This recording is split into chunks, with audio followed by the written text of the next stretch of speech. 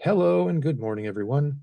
Welcome to the Tabletop Programming for All Ages in Libraries webinar with Ryan LaFerney, a Youth Services Librarian at the Indianapolis Public Library. My name is George Bergstrom, and I'm the Southern Regional Coordinator for the Indiana State Library's Professional Development Office, and I'll be the question moderator for today. This webinar is being co-sponsored by the American Library Association's Games and Gaming Roundtable. I'd like to start off with a few quick announcements.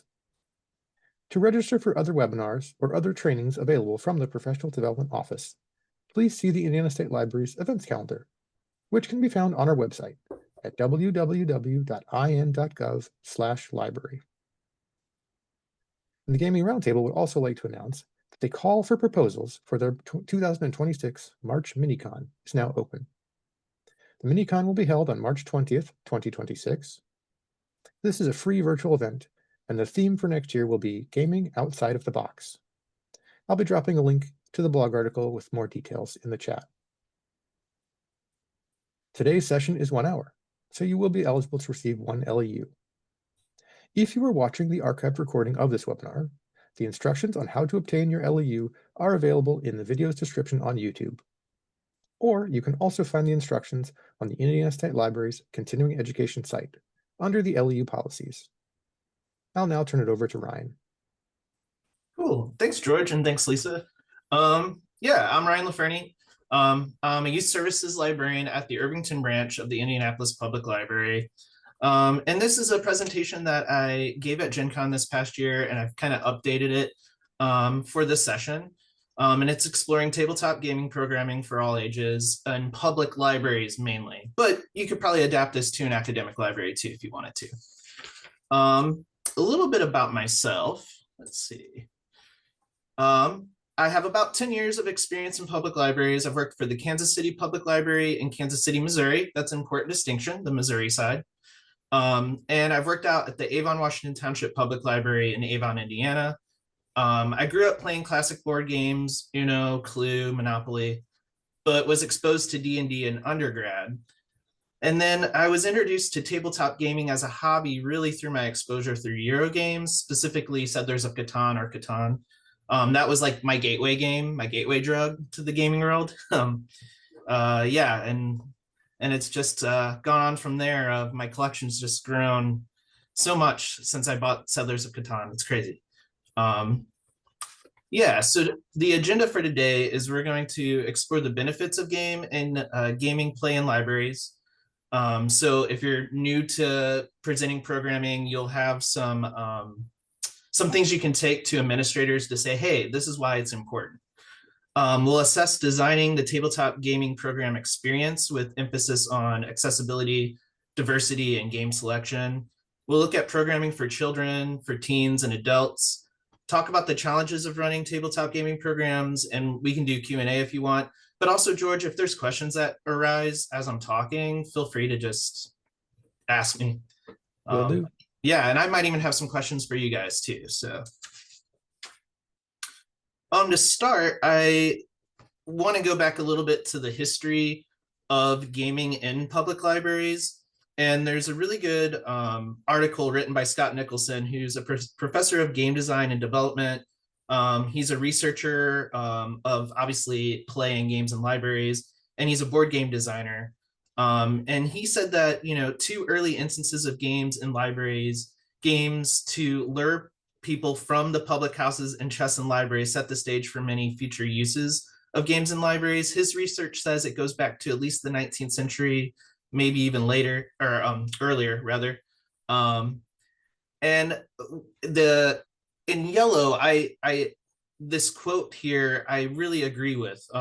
Most libraries today are using games for either or both of two purposes, as an educational tool or as a way of bringing in new patrons. And I would say that this is exactly how I utilize games in my own programming. I want it to be an educational experience, obviously, and I want to try to get new people in the door to the library. So when we talk about the benefits of tabletop gaming in libraries, there are so many. And to create a tabletop programming event, you might have to convince your supervisor or library director about their relevance and the benefits they provide to your patrons. When I worked out at the Avon, Washington Township Public Library, we did not have a circulating board game collection, and I was trying to get that going, mostly through donations and some funds from the Friends of the Library. And I remember kind of having to justify it, right? Because it was a new service and a lot of people weren't tabletop gamers who were on staff. So, first and foremost, games promote lifelong learning. Libraries are in the business of lifelong learning. Our mission is to support not only the educational and informational needs of our patrons, but the recreational needs as well. Think about the kids who come in and just get on the computer and play games. They're allowed to be here, and that's supporting a need. So games are a perfect fit for this mission. And then, I've seen just how amazing it is to have games available for people to learn. We had a woman that attended my game programs from China, and she attended specifically as an opportunity to help her work on her English. Games are obviously educational, informational, and recreational, as I just said. They provide opportunities for socialization and recreation. It's also an expensive hobby, right? Like the average board game costs around what, $50? And then if you get an expansion, that's an extra $30-50 potentially. So libraries can help board gaming become a more accessible hobby for folks by just simply providing the games. And then in terms of socialization, one woman attends my programs because it not only helps her keep her learning, but it helps her meet new people. It helps her create community. We even had a woman from Iran come to the program because she was new to the country and she wanted to meet new people. And then board games appeal to a wide range of patrons, so children's, teens, and adults. So the program's possibilities are endless. And really they're intergenerational, right? Like think about playing games at home with your parents or your grandparents. At one of my programs, I had an 80-year-old woman at the table with a 15-year-old teen playing Munchkin and Flux together. And I just think that's beautiful. So here's Scott Nicholson again. I really like this guy. He's great, and he's done a lot of research. This is from Everyone Plays at the Library, creating great gaming experiences for all ages. Here's his quote. To quote, "When running a gaming program, a library's focus should be on the gaming experience and not on the game itself." I'll say that again. It should be on the gaming experience and not on the game itself. When libraries plan a program, it is better to first consider the gaming experiences they want to facilitate and then select the games to match rather than select the games and then build the program around the games. So, when we start to think about tabletop related programming, especially if you're new to it, it can seem daunting. There are so many games, so how do you pick the right game? And there's a lot to consider in terms of accessibility and in terms of experience. I really think you should start with focusing on the experience you want to craft, such as, and Scott Nicholson, says the same thing. Will your program be for folks new to tabletop programming? Will it be a tabletop role-playing game like D&D? The experiences the library provides in the gaming programs are usually different from those experiencing users can have at home, right? Or even at a board game store. So board game programs are a great way for patrons to get to know other members of their community in a safe, unbiased, and non-commercial space. There's no requirement for you to even have a library card to play, right? So there's not this pressure like, oh, I'm at a board game store, I feel kind of bad, like I didn't really buy anything, there's no pressure to at a library board game event. It also allows us to get to know our neighbors, right? So it's important to consider the goal and audience interest to select the best gaming experiences in libraries.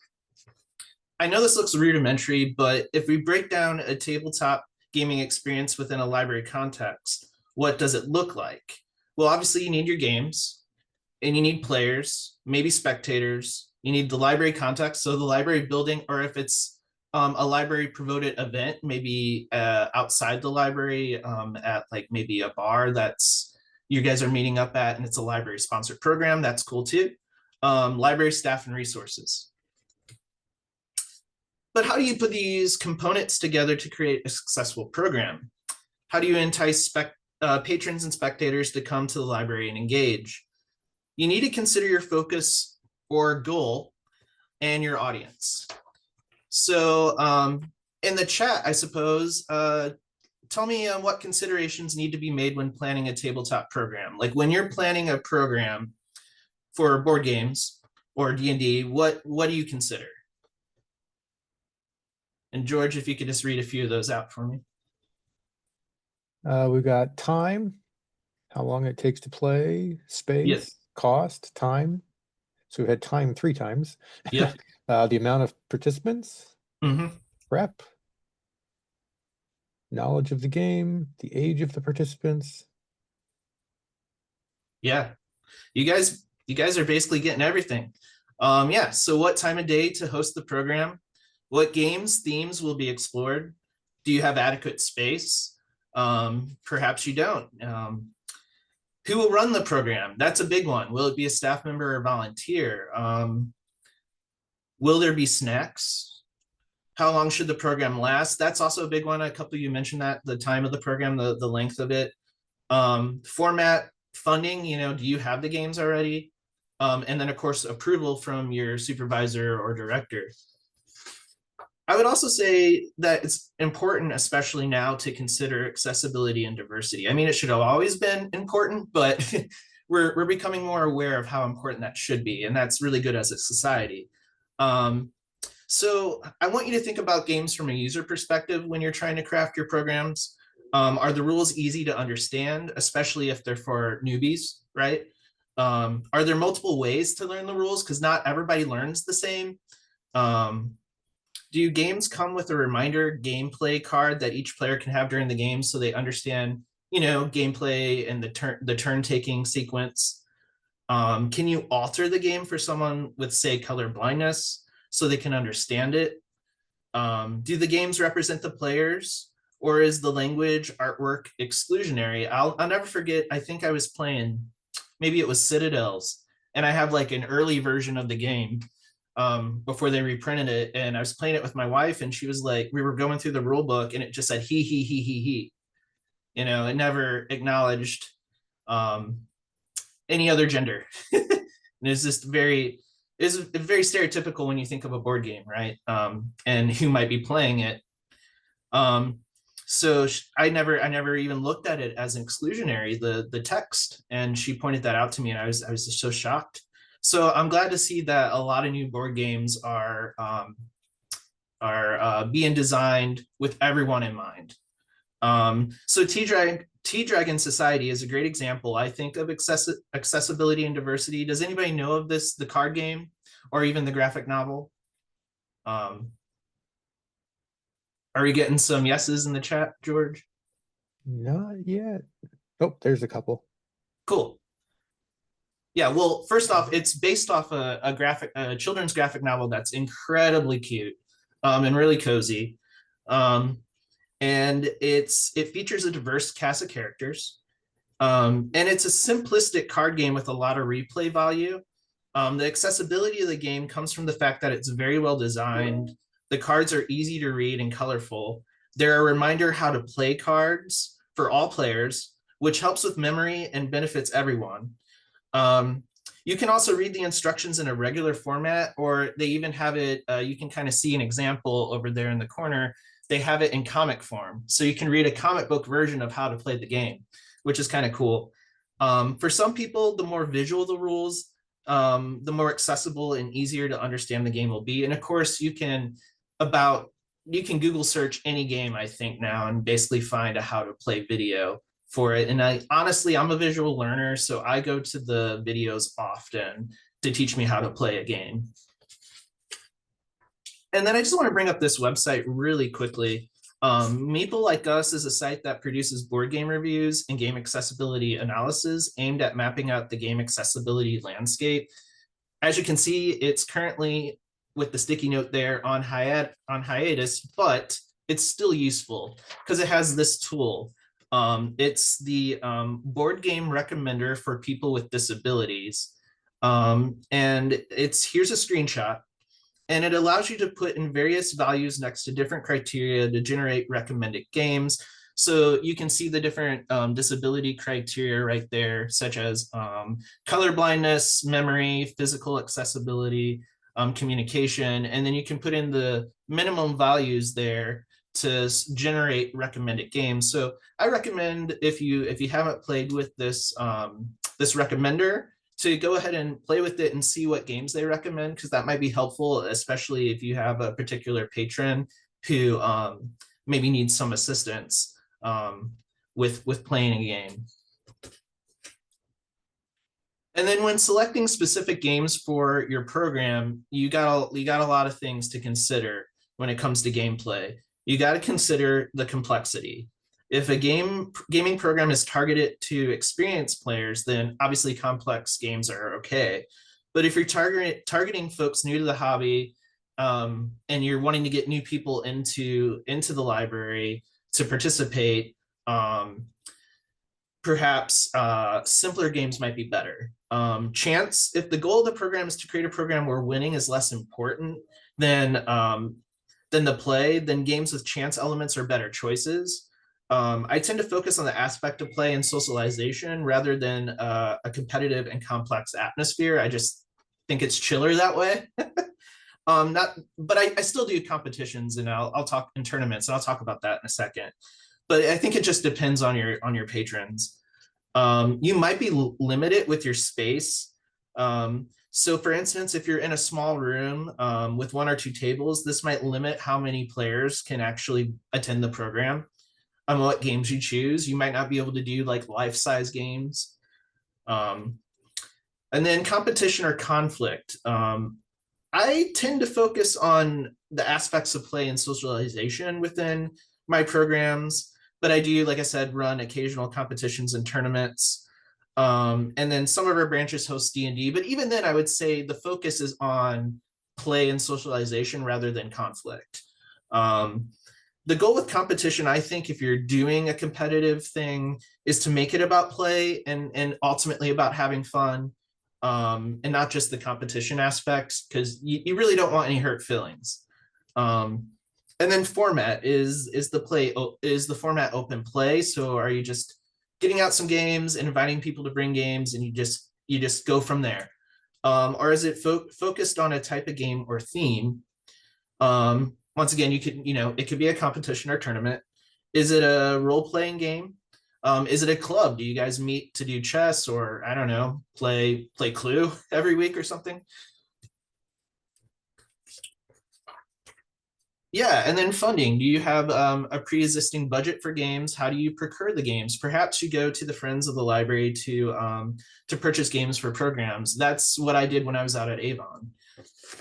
And then setting up the event. Signs throughout the library can point those who are unaware of the program to the opportunity. You can announce over the speakers that you have a board game program happening. Games go well with light, messy snacks. So, think pretzels and M&Ms. Facilitating the experience also requires setting up the games ahead of time, printing out rules and how turn of play works for folks who are visual learners, especially, and then standing up board game boxes for easy identification. So think about how you try out games if you've ever been at Gen Con, right? A lot of times there'll be a huge sign often for the games. The board game box will be set up, the game will already be set up, and you'll be able to sit down and someone will teach you how to play it. That's kind of what I like to try to go for. And then this is actually, last week we had a board game day. We played a whole bunch of different games. It was card-based games. So we played Campy Creatures, Cafe Veras, Flip 7. What else did we play? I think those were the main ones. But anyway, Campy Creatures didn't come with a little turn-taking card. So I went ahead and photoshopped from the rule book, or not photoshopped, photocopied. I'm speaking too fast, folks. Photocopied the playing a turn elements for everybody to have at the table, so they knew what to do on their turn. So sometimes you might need to do that. You might need to make quick scans of the rule book for folks to have elements from the rule book handy.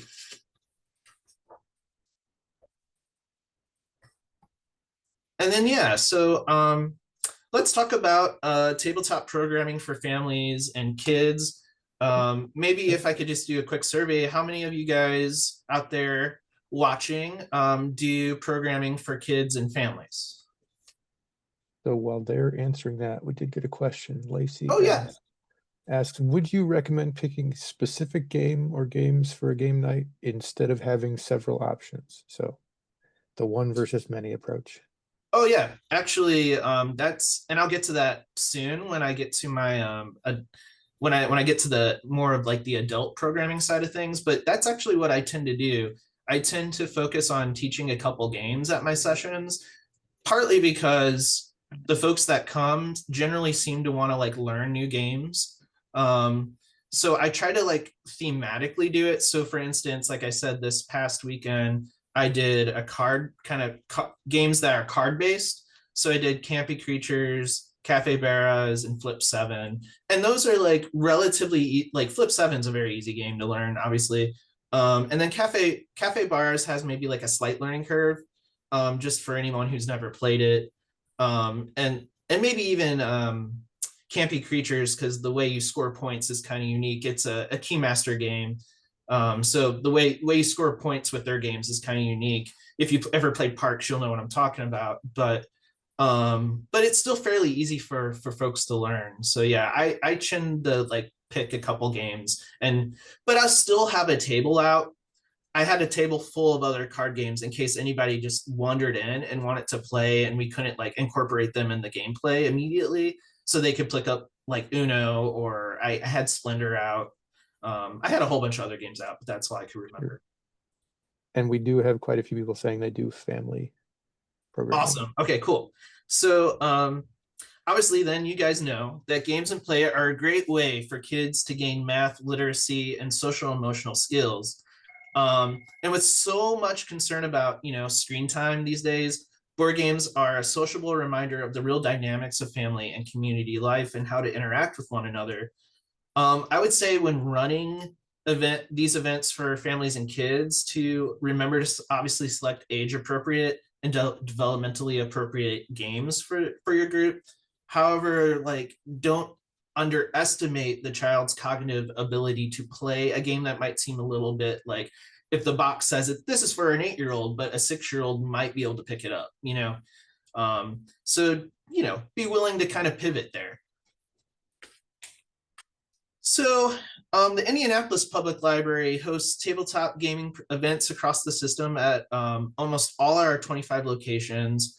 We have chess tournaments, we have D&D, we have family game nights. There's a little bit of something for everyone, I think, throughout the system. I think there's Magic the Gathering events, there's Pokemon meetups. Family game nights are highly popular at a lot of our locations and are aimed at families and children under 12.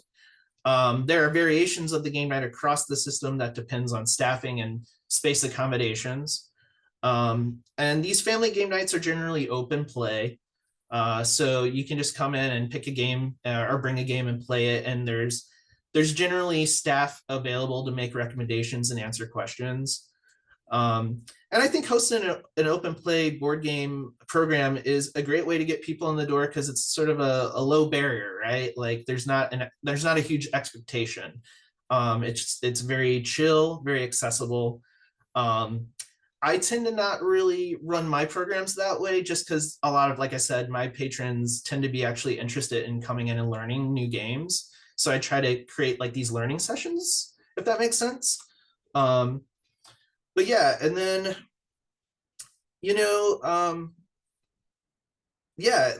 but open play is generally a low stakes type of program, and I definitely recommend it.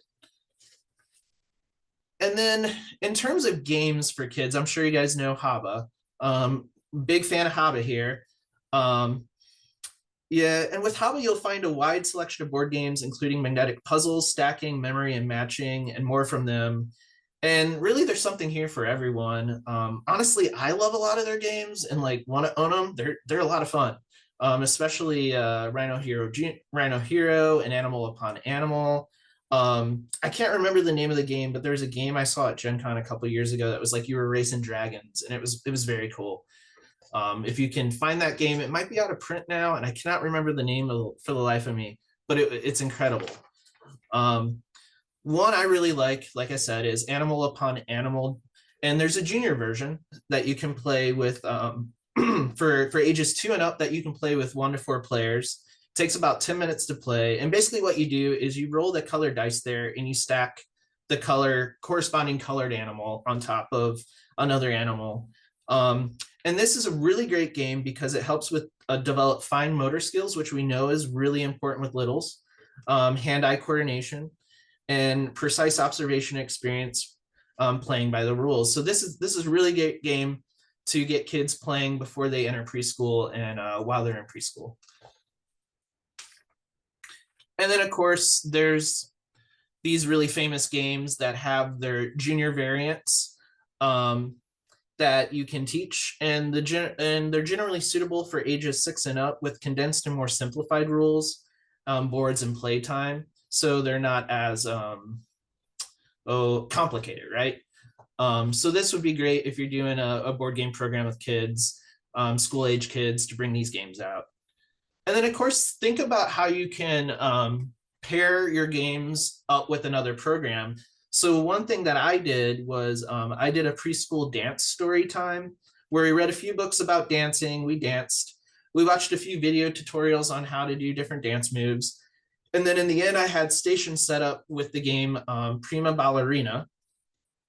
And the game is played with 2 sets of cards, one showing the top half of a ballerina figure in various positions, and the other showing the bottom half. So, you know, the top half would be different poses and the bottom half would be different poses. The first player turns over 1 card of each type, forming a complete picture of a ballerina, and then must imitate the position shown. And then on the next turn, each player must imitate the previous position from memory and then reveal a new one. And then the players win if they successfully complete a ballet by doing all the cards. I kind of augmented this, and I didn't allow, the kids didn't really seem to want to do it from memory. They just kind of wanted to keep switching it. So what we did is we just had them do different card combos and mimic it. And so that's another thing, is you can always augment the games. And I'll talk about that in a little bit more in detail in just a second. Before we move on though, I'm curious to hear what type of programming you guys run for kids and families. And if you guys have any really cool out of the box ideas.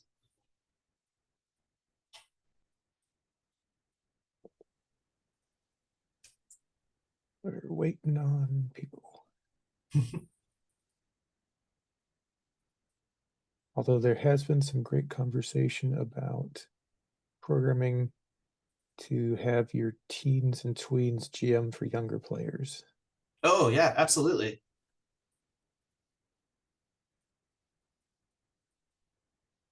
Do you guys mainly just do like open play for families and kids too?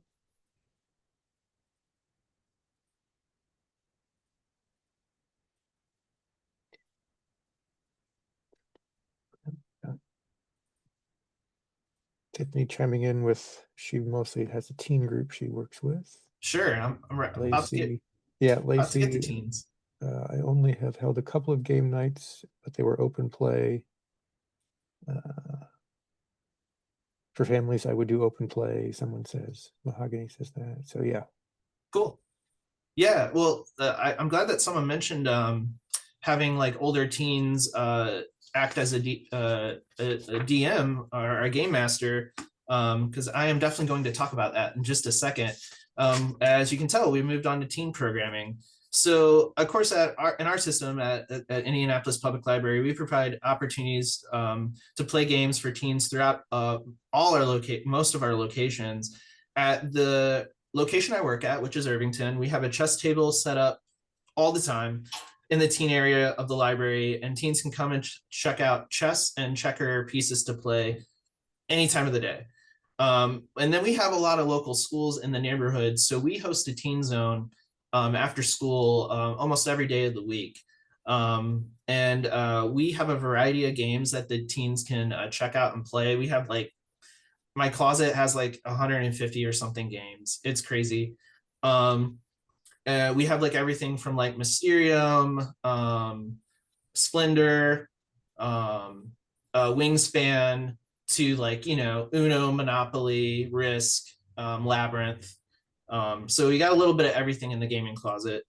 The teens generally want to play classics such as Connect 4, Uno, Jenga, but they enjoy learning new games too. And they love Exploding Kittens. I've taught them the dice rolling game Chicken, they love. Flux is really popular. Recently, there's been an interest with kids bringing in their Magic cards and playing. In fact, I'm not a Magic player, and a kid just taught me how to play a couple weeks ago. So I've been playing now, and I'm getting into it. It's great. And of course, you like don't underestimate having just an old school standard deck of playing cards. Kids enjoy playing cards too. One thing that we try to do, at least once a semester, is bring our life-size games. Our programming department, you can basically check out these life-size games like life-size checkers and chess from them. And yeah, we throw like a big giant life-size games day, and that's a lot of fun. And that's a great idea. And then, like I said, a lot of our locations host D&D groups for teens. We even have an online campaign you can join as well. In our teen zone, we've had a group of teens who ran their own campaign for a while. Gosh, and yeah, we had an older teen who was the DM, and it was really great. He did a really great job with it. But it is important to set appropriate boundaries when it comes to D&D, as I'm sure you guys know. So for what happened when what we did for this, since we had, his name is Daniel, since we had our teen Daniel sitting in as the DM, we had him create a character that was a shape-shifting character who could it could be any staff member. So it didn't have to be the same person each week. And we had a staff member sit in on their session to Daniel did a good job reining people in, but because he was still looked at a little bit like a peer, sometimes we needed an older adult to kind of rein everyone else in so he can actually do his thing. And then of course, it's really, I think, important to set some boundaries. I had to remind the teens that obviously cussing and mentions of bestiality isn't appropriate, that throwing the dice is not okay.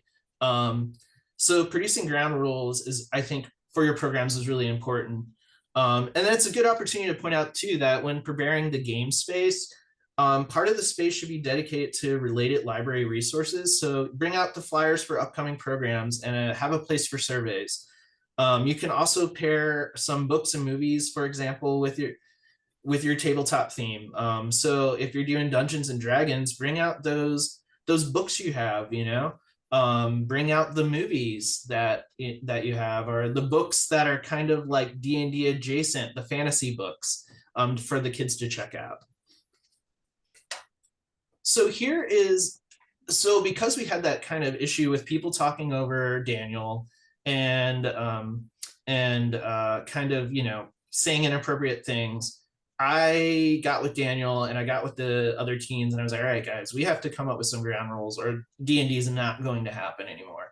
So here's what they basically all helped me come up with and agreed with. And in fact, yesterday, our clerk, Michael, just started a new D&D session. So now we have an older person leading the D&D session, which I think will go a little bit better because they don't exactly view him as a peer. Obviously. And I printed this out and he gave this to the kids, and already when they're in the middle of their session, they were referring to it, which was just excellent. So obviously, we came up with don't talk or distract others. So basic respect, right? Take turns even when not in combat. Some people were just getting overshadowed and never had a chance to be in the spotlight. Dice was being rolled on the floor, and that was real shady and iffy. Speak respectfully to everyone at the table. Because we're in a public library and a public setting, we really needed to keep it PG. And they really wanted me to make it PG-13. And I was like, guys, you're going to press me on that, and it's going to become R, and I can't, no. And then I really like this one, and this is one that Daniel came up with. the DM must seek narrative consent. So this doesn't mean that the characters will never fail or die, but it means players and DMs shouldn't mess with another player's character unless the player is okay with it. And then obviously throwing objects, using foul language, harassing others, just no go. And then that image, I was just scrolling the internet the other day for an image of a group of teens playing D&D, and I found this one. It's from like 1982, and I just thought it was amazing. So I thought I'd share it with you guys. We have someone asking if you have a PDF of that. Oh yeah, I'd be happy to share it. Cool. Yeah. And then there, I don't know if you guys know about this or not. This was something that was kind of new to me about a year or two ago, but there's various safety tools you can use within your tabletop role-playing game sessions. One example that's really great is what is called the X card. And in fact, I was told, yes, I wasn't sitting in on Teen Zone yesterday, but I kind of asked how it went with Michael, who was running the new D&D session, and he used the X card. He didn't know about it either, and I told him about it, and already the kids were just like, X, no, I'm not comfortable with that. But basically, it's a technique for moderating content. So what happens is, like, you can put up an X or you put out the X card, and gameplay will pause when a player touches a card or puts up the X, and it enables the group to remove any uncomfortable material from the narrative or address players' mental and emotional well-being. So I think that's a really helpful card, especially when you're playing with a diverse group, right? And a diverse group of teens. Now I mentioned that I do tournaments occasionally, and I typically run them for the teens because it's just a great way to get them playing games. And I entice them with snacks. So basically I'm like, hey, we're going to do this tournament. And if you win, well, the top 3 winners of the tournament will get like bags of candy or something. And I tend to do really simple games that I can teach. Like, they don't have to know the game coming in. So there's normally simple dice or card games like Cool. Flux is pretty easy to learn. I can get complicated, but it's a pretty basic game to pick up. Chicken, zombie dice. So I tend to do one run through of the game. So no one's winning that. It's just we're learning how to play it. And then I go, all right, everybody's got the basic rules. We know how to play this. Then I start it, and I normally do 3 rounds of the game. So like the first round, whoever wins that, they win and they have to sit out. And then the other players get to play, and they get to play. Whoever wins that, they get to sit out because they get candy, and they're like the second place winner and so forth. It's a lot of fun. The kids like me to do it. I try to do it once a month if I can. And like I say, I just try to keep it a very simple game. And Michael asks, have you ever tried social deduction games like Coup or One Ultimate Werewolf? Oh yeah, the kids are really into Mafia, if you guys know what Mafia is, and we've done that. I've been wanting to do the Ultimate Werewolf, but haven't had a chance yet. But yeah, Mafia has been a big hit. And then, you can think about thematic events. So this is actually from the library my wife works at, which is the Plainfield Gifford Township Public Library. And they did a garden themed board game event, which I thought was really neat. So, think outside the box, think of themes that might draw people in. I mean, a garden themed board game event probably would draw in a lot of adults, right? A lot of older adults, a lot of folks who are into gardening. So think of how you can maybe pair up, like, we have a seed collection here at the library. Maybe next spring, here at Irvington, we could promote our seed library and do a garden themed board game event. That's one idea. And then back to this again, which is augmenting games. Don't be afraid to augment the game for the player, and allow them to. And allow them to invent new rules. That can be a fun thing. That could be a fun program in and of itself. On the slide here, here's our friend Jackson in Teen Zone, I think that's a stick stack, and he's just matching the colors with different random objects on the table. Some of them I don't even think match. Some of them do, I think. But yeah, it's a different version of stick stack. And then for Cool, which is a card game, you have different combos you're trying to get, right? So you're trying to get Slay and Wicked, or Wicked and Slay, Sick and Sickening, Sick, Sickening, or Sick. but then we came up with different combos that aren't included in the game itself. So there's fever, which you need the card sick and hot. For some reason, I don't know why Ryan Reynolds and Hell is the same thing, but you need hot and wicked for that card. So yeah, and then there's a death card, which was I think was sick and slay. So the kids created different different combos to create different gameplay for the cool, which I actually really want to share with the game creator. So I'm hoping to reach out to him soon, because I think it will be interesting to talk to him about it. And yeah, here are just some of the games that the kids have been into recently. Like I said, we have some kids who are really into Magic, and they're bringing their decks, and they're teaching the librarians how to play, which is a lot of fun. Labyrinth, the kids really love Chicken because it's such an easy game. Flip 7, they were into. Our kids really got into Star Realms and deck building. That was another one that our clerk Michael taught. They love Love Letter. We have different variations of it. We have like the Star Wars one, and then we have the Princess Ever After. And they were really into cool for a while. And then of course, one-shot RPGs are great too. And they're designed to be played and completed in a single session. So you'll experience an entire adventure in the span of a 3 to 5 hour session. It's not a campaign. You don't need to like meet every week or every other week. I've run a few in Teen Zone specifically. I've run Honey Heist for the teens, and we just did it within an hour. I had a pretty simple setup, and they were able to create their character bears pretty easily, because you just roll the dice to figure out what bear you are and what your disguise is. And we did super cool monster hunting club at one point in time.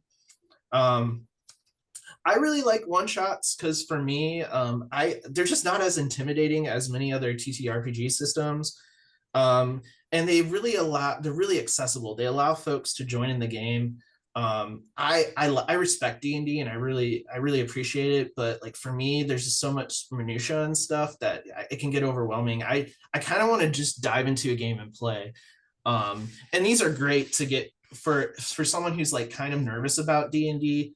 These are a great way to kind of get their feet wet into role playing, right? And then I would recommend, if you're interested in doing this with younger players, Grant Howitt has this whole book you can purchase.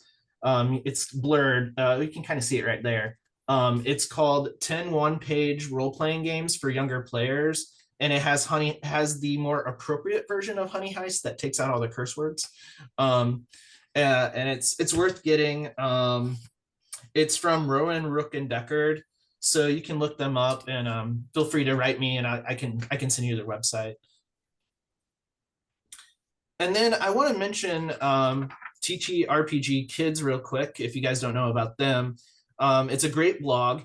It contains resources specific to kids with tips and tricks for how to play to start an RPG game.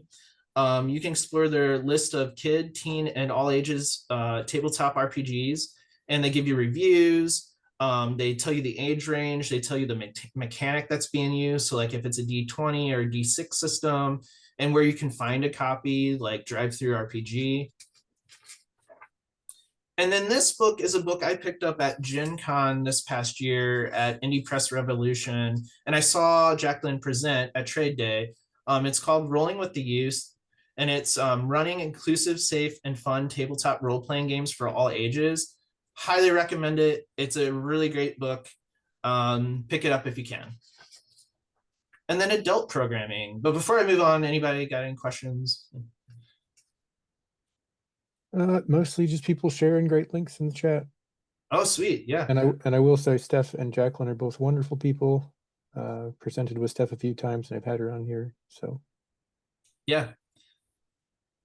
So most of the adult programming I've done tends to focus on families, adults, and teens. I've done some stuff with kids, as mentioned, but really I focus on adults and teens. If I'm including adults, teens are normally included, because I just really like the intergenerational appeal of tabletop gaming. And you really can't get that in a lot of spaces anymore, right? Like even a lot of our families, there's not the intergenerational thing happening at the table anymore. So I think it creates an opportunity to learn from our elders and to learn from our youth. And I really think it's beautiful. And there's something to be said, but there is something to be said for an adult exclusive program. And I don't knock that at all. I think that's important too, especially our seniors. They're looking to meet folks who share similar interests and hobbies too. And a tabletop gaming program is a good way to do that. But at least at Irvington, our patrons don't mind hanging out with our teens and vice versa. But I find what really gets adults in the door, especially seniors, is the opportunity to bond with others over a beloved hobby, as well as a chance to learn new games. And that's why in my sessions, I tend to kind of emphasize that we're going to learn some games. We're going to learn some new games at each one. I just thought this photo was great. This is actually a library employee who was off on last Saturday and came to my program. And it was the card-based one, but they wanted to play chicken, so we got out chicken and we played it. And it's just a lovely photo of her. I think themed board game programs are a great way to get patrons into the door. Scott Nicholson, here he is again. He says, to quote, "Focusing on and marketing these different experiences is what will bring users out of their homes and into the library to engage with others in a shared gaming experience," end quote. It's also important to note that these themed programs generally only focus on a few games, as mentioned. This is important because it would be tempting to pull out, all your games, right? But it's more effective to only present a few games at a time. And 1 to 3 games that are somewhat simple and you're prepared to teach generally works well. And for me, I found that open board gaming just isn't very successful and can be too much to manage because oftentimes maybe I'm not even prepared to teach a certain game that I have out. So that's one recommendation I would have. If you're doing open play, try to make sure you're at least relatively aware of all the games you have out and can kind of pick it up and teach it on the fly. So as you can see here, we've done spectacular tabletop games. So we did horror themed variants of Flux and Munchkin and Zombie Dice, all relatively simple games, easy to teach. We did a Japanese themed day by games designed by Japanese creators or that had a Japanese themes. So Machikoro, Love Letter, which I know what you're thinking, that's very European looking, but it's designed by a Japanese creator. And then for a Japanese game day, you can provide snacks. So I went to the international market and got some Japanese candy. And then, of course, bring out the manga, bring out the Japanese films, show what other resources you have in the library, get folks connected to that stuff. And then teaming up with volunteers or other staff members to help run your programs is super helpful. I'm so thankful that we have some staff at my branch that also want to help run games and that it's not just all on me. I'm glad that Michael, our clerk, has stepped in and is running D&D. The kids love him. It's great. But yeah, I really enjoyed teaming up with volunteers and doing special events if I can. So to get volunteers, you can obviously talk with your volunteer coordinator if you have one at your library. You can reach out via social media. You can talk to your local board game store. You can go to conferences or make friends at conferences. And that's exactly what happened to me. I went to Gen Con and I made friends with Lisa and Alex pictured there. I happened to sat down at their table. They were teaching Dicey Ventures, which is a game they created, and they were play testing. And I said, "Hey, do you guys want to play test it at the library? That would, I think that would be really fascinating." So they did, and I got to sit in as a player. And Lisa and Alex ran the program, and it was great. They were able to get feedback on how to improve their game before they officially launch it on Kickstarter, which I don't know. I don't think it's been officially launched. I need to check with them, but it's a really cool game. And it was really unique. And I want to bring more events like that to the library where people are actually meeting these creators and the creators have an opportunity to talk with them and play test their games. And this isn't a board game per se, but focusing on things that really would excite your patrons is important too. So at Irvington, we have a puzzle exchange and puzzles are just super popular. So I saw that this wasn't my original idea. most things in libraries are not original, right? We all borrow from each other. So I got this idea from Jen Bartlett, aka the board game librarian. Many of you guys might know her. And she did a puzzle competition, and it might not even be her original idea. I don't know. But basically what you do for the puzzle competition is you do 5 teams comprised of 4 people, and they all get the same 1,000-piece puzzle. So for ours, there was Exploding Kittens had this really colorful, chaotic one of a cat time traveling, and I just thought it was fantastic. So we bought 5 of those. And when time starts, the teams have opened the puzzles, so they don't get to look at it beforehand, and they start building. And then the time limit is 2 hours, and the first team to complete the puzzle wins. So I did this like 2 years ago, and this was the team that won in I think like an hour and 15 minutes or something. It might have been even shorter than that. And everybody else still had significant puzzle pieces left to go through. But yeah.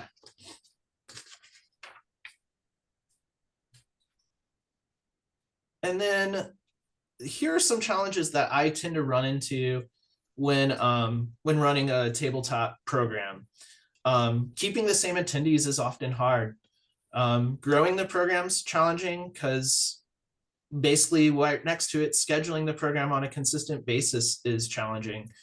A lot of it has to do with staffing. It's really hard to keep it consistent for me personally. So I try to we do stuff in Teen Zone all the time throughout the week. So we do have that going, but for my adult programs, I do it like every other month just because we're so short staffed on weekends. Determining what day of the week is best fit for the program. Saturdays are definitely the best day for on my side. For the adults, learning the different mechanics of various games is challenging. And then, yeah, if you're doing open play and you don't know one of the games and you're trying to learn on the fly, that can be an issue. And then you really can't ensure this, but ensuring all participants are engaged and are having fun. That there's only so much you can do there. But what are some of the other challenges that you guys might run into, or do you guys have some of the same problems, and how do you deal with it?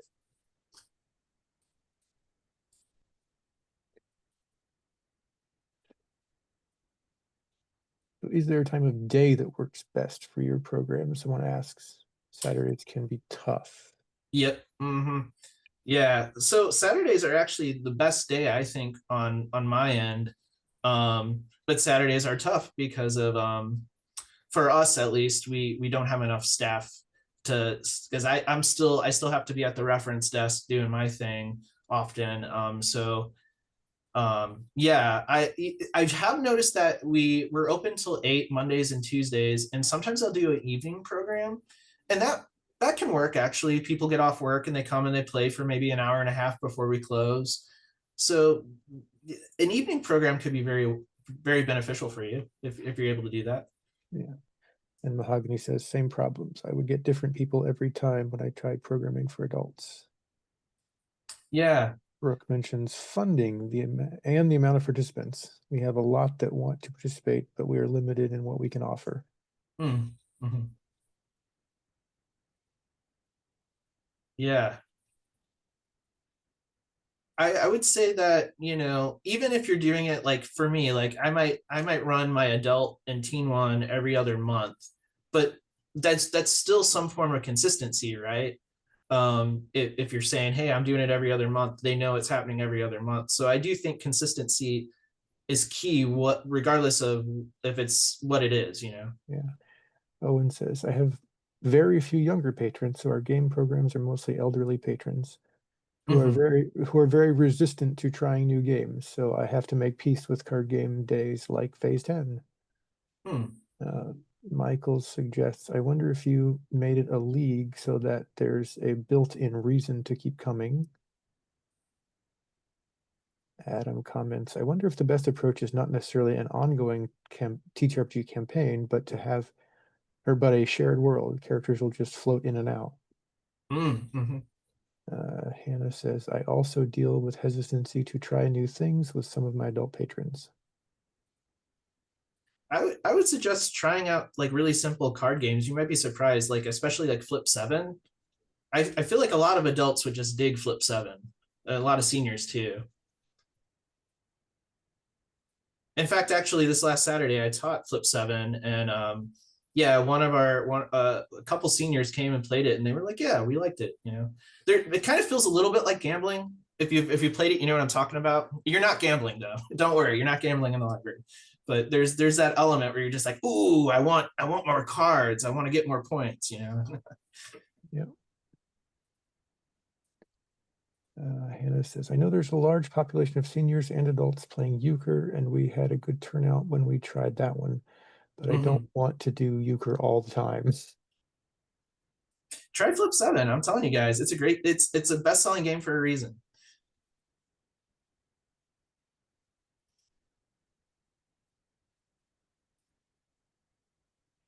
Our seniors like chicken foot and Mexican train, Kathy says. Any other questions for me? Thank you guys for attending, by the way. So yeah, as you guys are typing in, a reminder, I will send out the recording link and the LU certificate once those are ready, probably early next week. Keep the comments and questions coming. As I mentioned in chat, Rowan, Rick, and Descartes, who Ryan talked about, did offer 50% discount codes through IGM this year, and I don't think we used all of them. So I'm going to ask them, and if they're willing, I'll send those details along with the recording link and all that for you wonderful people. Awesome.